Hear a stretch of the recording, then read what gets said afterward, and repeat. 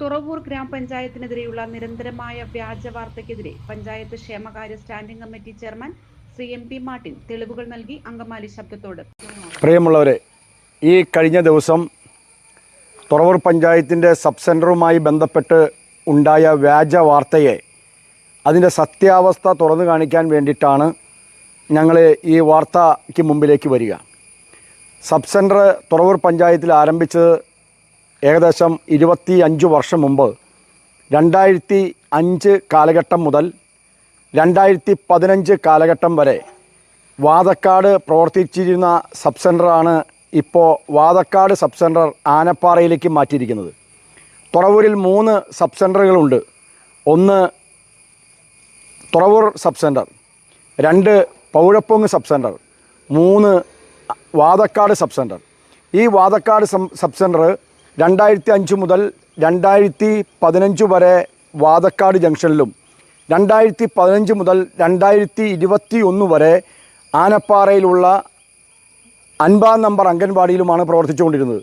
എന്നാൽ 2022-23 കാലഘട്ടത്തിൽ സൗജന്യമായി ആനപ്പാറ പള്ളി വികാരിയുടെ താല്പര്യവും ഇനിഷ്യേറ്റീവും പ്രകാരം നമുക്ക് കിട്ടിയ സൗജന്യ വാടകയിലുള്ള ഒരു കെട്ടിടത്തിലേക്ക് നമ്മൾ ഈ സബ് സെൻ്റർ മാറുകയുണ്ടായത്. അന്ന് ആ സബ് സെൻ്റർ ആ കെട്ടിടത്തിലേക്ക് മാറിയപ്പോൾ നമ്മൾ ബന്ധപ്പെട്ട സർക്കാരിൻ്റെയും ആരോഗ്യവകുപ്പിനെയും അറിയിക്കുകയുണ്ടായി. നമുക്ക് സൗജന്യമായി ഒരു ഭൂമി ലഭിച്ചു. ആ ഭൂമി നിൽക്കുന്നത് എന്നോട് ചേർന്ന് ഗ്രാമപഞ്ചായത്ത് പ്രസിഡന്റ് ശ്രീമതി ജെസി ജോയിയും വികസനകാര്യ standing committee chairperson Shrimati Sincy തങ്കച്ചനും എന്നോടൊപ്പമുണ്ട്. ഈ ഭൂമി നിങ്ങൾക്ക് കാണാൻ കഴിയും, വലിയ പാറക്കൂട്ടമാണ്. ഈ ഭൂമി നമുക്ക് പഞ്ചായത്തിന് വേണ്ടി സബ് സെൻ്റർ നിർമ്മാണത്തിന് വേണ്ടി നൽകുകയും ആ സബ് സെൻ്റർ നിർമ്മാണത്തിന് വേണ്ടി ആവശ്യമായ നടപടിക്രമങ്ങൾ നമ്മൾ ആലോചിച്ച് തീരുമാനിച്ച് മുന്നോട്ട് പോകുമ്പോൾ അതിൻ്റെ നടപടിക്രമങ്ങൾ പൂർത്തീകരിക്കേണ്ടതുണ്ട്. ഇത് നിർമ്മാണത്തിന് ആവശ്യമായ എസ്റ്റിമേറ്റ് എടുക്കാൻ ബന്ധപ്പെട്ട AEയോട് പഞ്ചായത്ത് ആവശ്യപ്പെട്ടപ്പോൾ AE ഗ്രാമപഞ്ചായത്ത് സെക്രട്ടറിക്ക് നൽകിയ റിപ്പോർട്ട് ഇത് നിർമ്മാണത്തിന് യോഗ്യമായ ഭൂമിയാക്കി മാറ്റുന്നതിന് ഇതിൻ്റെ ഈ പാറക്കൂട്ടങ്ങൾ നീക്കം ചെയ്ത് റോഡിനോട് സമമാക്കി മാറ്റാൻ 45 ലക്ഷം രൂപയുടെ എസ്റ്റിമേറ്റാണ് തന്നത്. അപ്പോൾ 45 ലക്ഷം രൂപയുടെ എസ്റ്റിമേറ്റ് മുടക്കി ഈ ഭൂമി ഏറ്റെടുത്താൽ സ്വാഭാവികമായിട്ടും ഉണ്ടാകുന്ന ഒരു വിവാദമുണ്ട്. കാരണം ആനപ്പാറയിൽ 2 ലക്ഷത്തിൽ താഴെയാണ് മാർക്കറ്റ് വാല്യൂ ഉള്ളത്. അപ്പോൾ 2 ലക്ഷത്തിൽ താഴെയുള്ള മാർക്കറ്റ് വാല്യൂ ഉള്ളപ്പോൾ 15 സെൻറ്റിന് 30 ലക്ഷം രൂപയെ വരുള്ളൂ. പക്ഷേ ഭൂമി ഒരുക്കിയെടുക്കാൻ 45 ലക്ഷം രൂപ വരും. അപ്പോൾ ഉയർന്നു വരുന്ന വിവാദം, അഴിമതി, ഈ പറഞ്ഞ നേതാക്കന്മാർ തന്നെ, CPMൻ്റെ ഈ നേതാക്കന്മാർ തന്നെ, ഈ വ്യാജ പ്രചരണങ്ങൾ നടത്തുന്ന ഈ നേതാക്കന്മാർ തന്നെ പറയും ഇതിൽ അഴിമതി ഉണ്ട്. അതുകൊണ്ട് ഞങ്ങൾ എന്ത് ചെയ്തു? പഞ്ചായത്ത് ജില്ലാ ഗവൺമെൻറ് പ്ലീഡർക്ക് പഞ്ചായത്ത് കമ്മിറ്റി തീരുമാനമെടുത്തു കൊടുത്ത് ഈ വസ്തുവിൻ്റെ ലീഗൽ ഒപ്പീനിയൻ ആവശ്യപ്പെട്ടു.